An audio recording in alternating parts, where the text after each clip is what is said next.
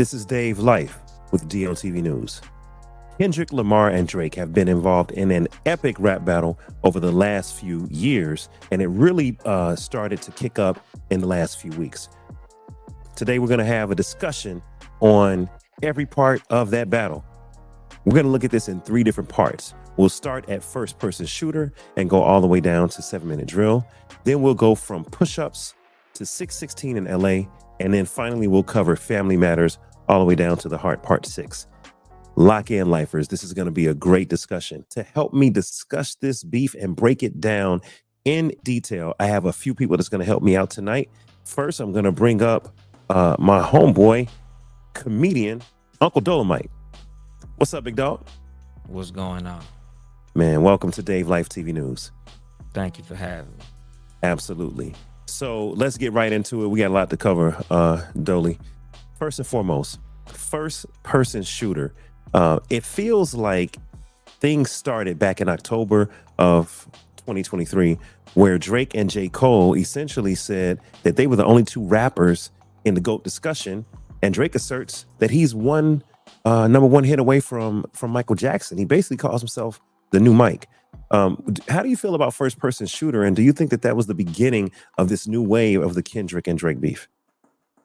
I feel like it was the last straw for Kendrick, because for a while it seems like Kendrick and Drake have been taking little subliminal shots at each other in little songs, saying little things here and there.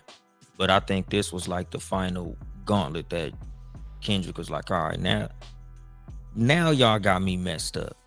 Because from what I've heard, it sounds as if somebody told me that Kendrick turned the song down, which to me feels like, I think he had this planned out for a while, because they talk about how calculated Kendrick Lamar is. So how I feel about it, I think Kendrick was like, let me see what they say in this song, and I'm gonna have another control ready for them. Okay. Yeah, I definitely feel like they excluded him, or he excluded himself. Maybe he felt like he didn't want to be that close to Drake anymore for whatever reason. Let me see. I want to bring up someone else that can help me discuss this. And actually, I got two people in the building. Let me bring up the owner and proprietor of Sweet Serenade, Jasmine Sweets. And let me bring up from my own After Dark podcast and comedian extraordinaire, my homeboy, Tony Love. What's up, y'all? Hey. What's good? What's going on? So have y'all been keeping up with this Drake and Kendrick beef, Tone and Jazz? Absolutely. Okay. Been the highlight of my last few weeks. All right. Well, I need you guys to help me break it down. What's your take on? Let me go to Tony first. Tony, what's your take on first person shooter? Is that the one? Which one is that? That's the one where J. Cole and Drake are playing like ping pong, like they're in the Super Bowl arena, and they basically say we're the only two people in the GOAT discussion. And Drake has a Michael Jackson glove. He's like, I'm one away from Mike. They kind of exclude him. Were they lying? I mean, how many number ones does Drake have? I looked it up. Michael Jackson has 13 number ones, and now, as of now, Drake has 13 number ones. He equaled Michael. So is he? Can we make an argument that he's not telling any lies? We could. Why did it be about Kendrick? He was just talking about himself.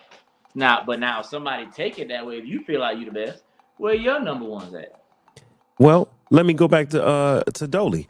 Uncle Dolomite. I mean, do you feel like Drake excluded Kendrick, or did Kendrick exclude himself from that video and that conversation?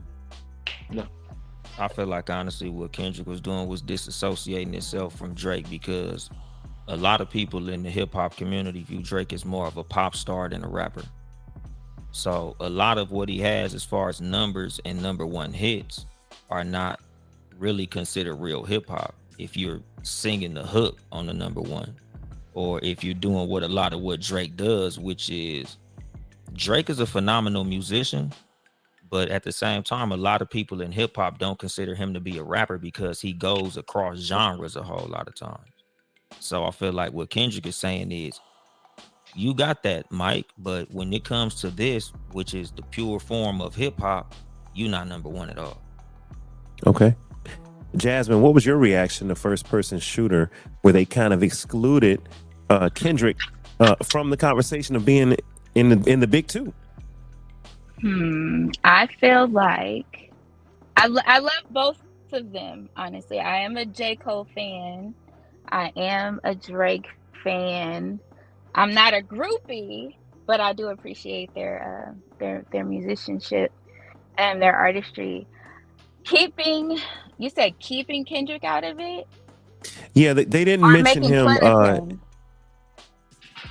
Oh, well, that's a great question. Were they making fun of him? I feel like they mocked him in the video. I feel like they kind of Absolutely, they excluded him. mocked him for sure. And they probably felt away because he turned it down. Allegedly, that's what happened. Kendrick turned down that feature. Okay. Yeah, it seemed like he didn't want to be a part of the crew. Is what I'm getting from everybody. It seemed like Kendrick kind of excluded himself. Okay, cool. Yep. I got a question for Dolomite. If you're known as one of the best comedians in the world, do you care that people say you're not funny in the hood? Kevin Hart doesn't. So why would Drake care that, oh, he's not considered the best rapper, when to me, if you're a bigger entertainer, then that's a bigger level than just being the best rapper. Go. But I honestly feel like a lot of what Drake's point that he's been trying to make was that. But me personally, like, I was having a conversation with my homeboy about if I was in Drake's camp, I would have ignored this whole thing. I would have strictly left for that. I got bigger problems to worry about than this guy over here, if I'm being unbiased. Yeah.